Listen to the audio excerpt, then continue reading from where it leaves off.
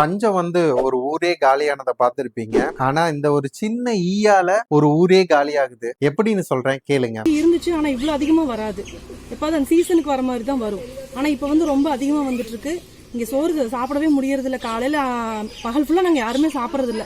சாயந்தரம் ஈ 6 மணிக்கு மேல போய் ஈக்கள் பாத்தீங்கன்னா ஒரு சில இனப்பெருக்க காலங்கள்ல ரொம்ப அபரிவிதமா உருவாகும். அப்படி அபரிவிதமா உருவாகிற ஒவ்வொரு ஈக்களும் நம்மளோட இருப்பிடங்களான நம்ம வீடு, நம்மளோட தோட்டம், நம்மளோட சமையல் கட்டு இங்க எல்லாமே பயங்கர தொந்தரவு பண்ணும். ஈவன் நம்ம வீட்டுக்குள்ள நிம்மதியா சாப்பிட கூட முடியாத ஒரு நிலைமை கூட ஏற்படும். சோ அந்த மாதிரி ஈக்களை கட்டுப்பாடு பண்ணும்னா முதல்ல அந்த ஈக்களோட இனப்பெருக்கத்தை பத்தி தெரிஞ்சுக்கணும். அது எங்க உருவாகுது, அதை எப்படி கண்ட்ரோல் பண்ணலாங்கிற விஷயம் தெரிஞ்சா மட்டும்தான் நீங்க இந்த ஈக்களோட பிரச்சனைகள் இருந்து முழுசா விடுபட முடியும். இந்த ஈக்களை பத்தி இன்னும் முழுசா தெரிஞ்சுக்கணுமா? நம்ம அடுத்தடுத்த வீடியோஸ்ல இன்னும் இந்த ஈக்களை பத்தி பிரீஃபா பார்க்கலாம். எங்க பேஜை ஃபாலோ பண்ணுங்க, எங்க வீடியோவை லைக் பண்ணுங்க. தொடர்ந்து நம்ம பார்ப்போம். Yes, this is Kamal from doctor Indo, your one and only professional pest control service provider.